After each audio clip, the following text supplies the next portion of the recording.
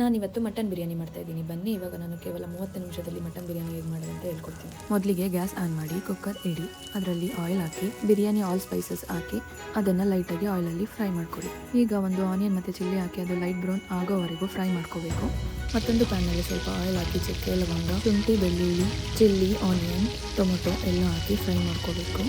ಇದು ಸ್ವಲ್ಪ light brown ಆದಮೇಲೆ ಕೊತ್ತಂಬರಿ ಸೊಪ್ಪು, ಪುದೀನ ಹಾಕಿ ಸ್ವಲ್ಪ ಫ್ರೈ ಮಾಡಿಕೊಂಡು ಇದನ್ನು ತಣ್ಣಗಾಗೋಕ್ಕೆ ಸೈಡಿಗೆ ಇಡೋಣ.